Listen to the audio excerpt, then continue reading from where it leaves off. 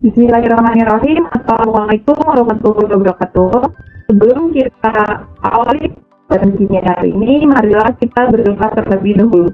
Bismillahirrahmanirrahim. Baiklah, kita melanjutkan materi kelas 10 semester 2 dengan judul bab larutan elektrolit dan larutan non-elektrolit. Tujuan pembelajaran hari ini, yang pertama, membedakan larutan elektrolit dan larutan non-elektrolit. Kedua, mengklasifikasikan larutan elektrolit dan larutan non-elektrolit. Yang ketiga, menghitung daya hantar listrik larutan elektrolit.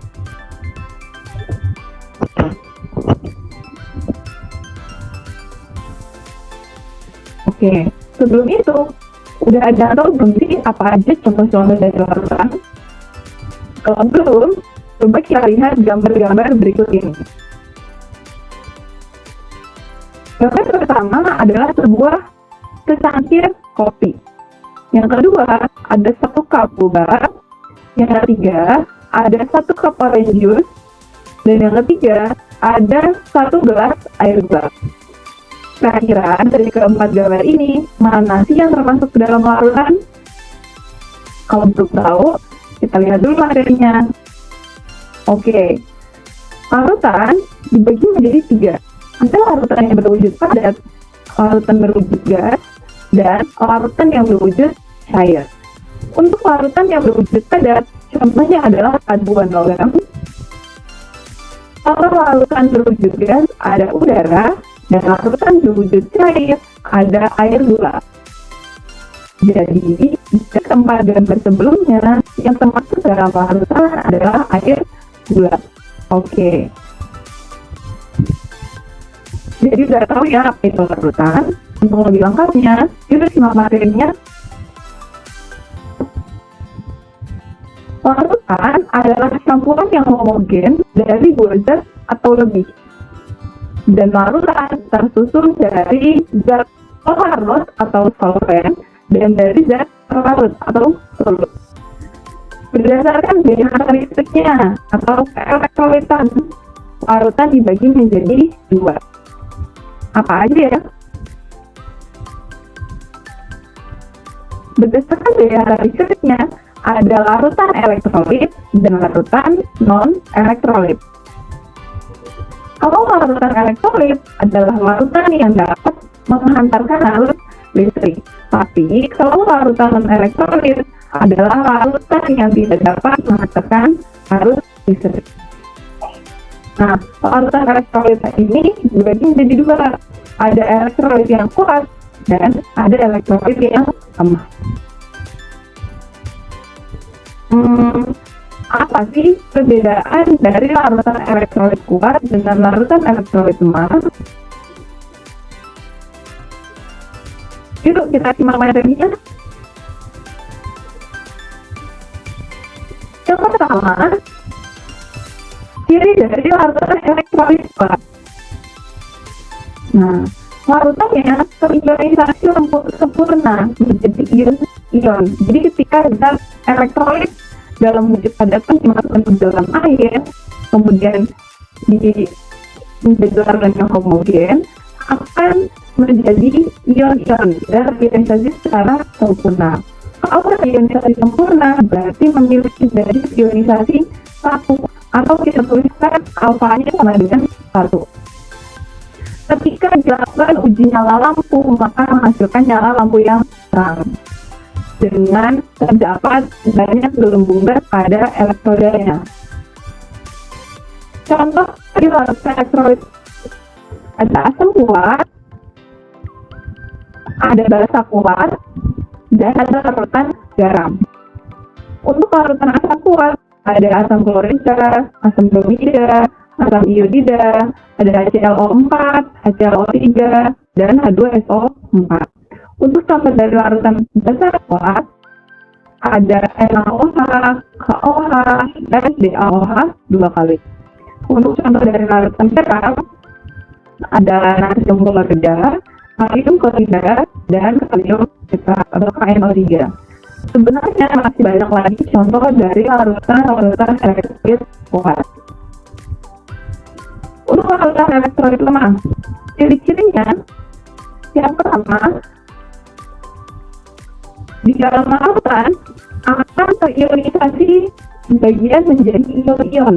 Kalau elektrolit lemah terionisasinya sebagian dengan derajat ionisasi mendekati 1, berarti antara 0 sampai dengan 1 ya alfanya. Ketika dilakukan uji nyala lampu, maka menghasilkan nyala lampu yang redup dengan sedikit kelembutan pada elektrodanya. Contoh dari elektrolit lemah, ada asam lemah dan gas lemah. Contoh asam lemah ada CH3COOH, HF, HNO2, dan H3PO4. Untuk larutan dari basa ada NH3. Oke, udah kan? Apa aja perbedaan dari larutan elektrolit kuat dengan larutan elektrolit lemah? Kalau itu yang terakhir, ada larutan non-elektrolit.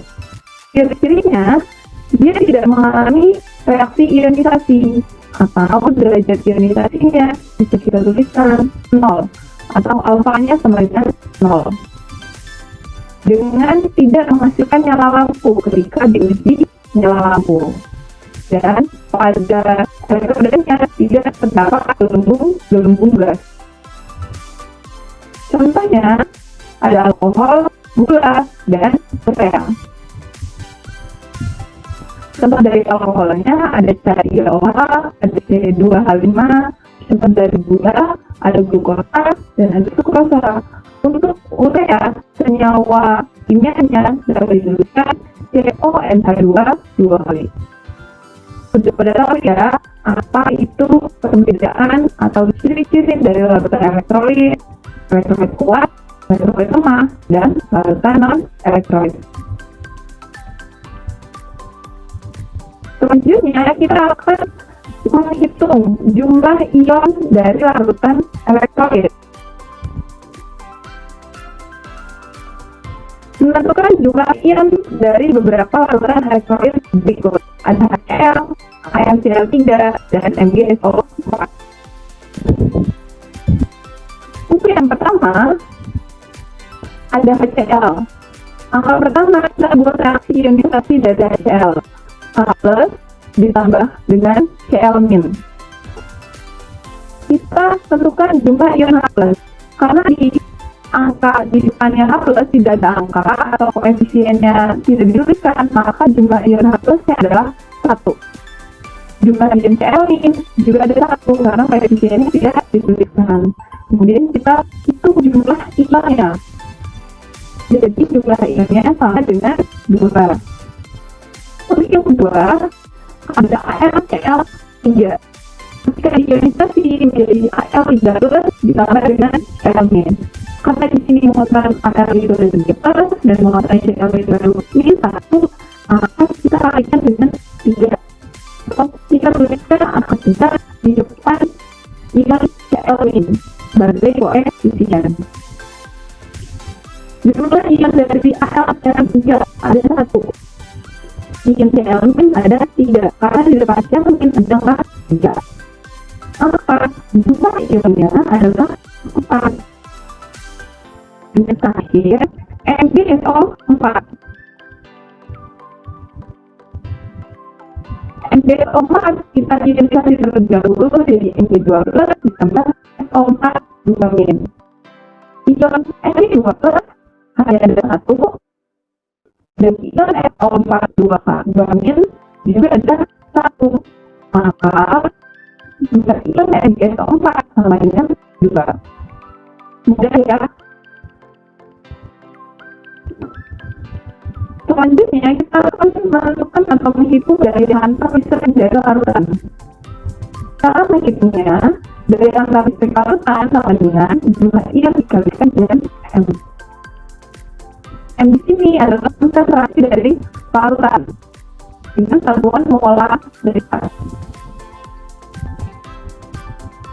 Kita akan menentukan daya hantar listrik dari larutan HCl 0,5 molar dan HCl 0,2 molar. Nah, HCl bisa diorientasi dari H+ ditambahkan min dengan jumlah ion sama dengan 2.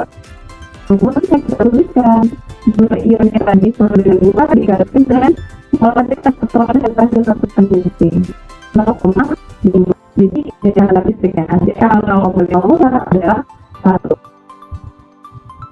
Yang kedua, daya listrik Cl3 juga jumlah ion sama dengan 4. Maka daya listriknya sama dengan jumlah ionnya dikali dengan konsentrasi, yaitu 0,8. Jadi kita akan melanjutkan soal. Berikut adalah data pengujian larutan elektrolit. Pertanyaannya, klasifikasikan larutan datar berdasarkan daya hantar listriknya. Jawab. Soal pertama kita tuliskan terlebih dahulu. Untuk larutan elektrolit maaf dengan elektrolit. Kita perhatikan dari larutan maaf. Soal pertama, pengujian penyalaan dengan menghasilkan daya bertugas.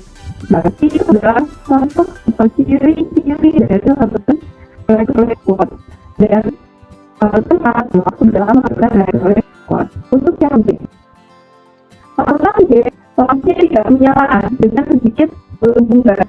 Berarti larutan B ini termasuk dalam elektrolit lemah karena tidak ada gelembungnya walaupun dia tidak menyala.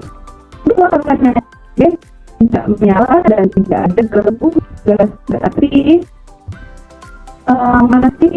Berarti masuk dalam contoh larutan non elektrolit.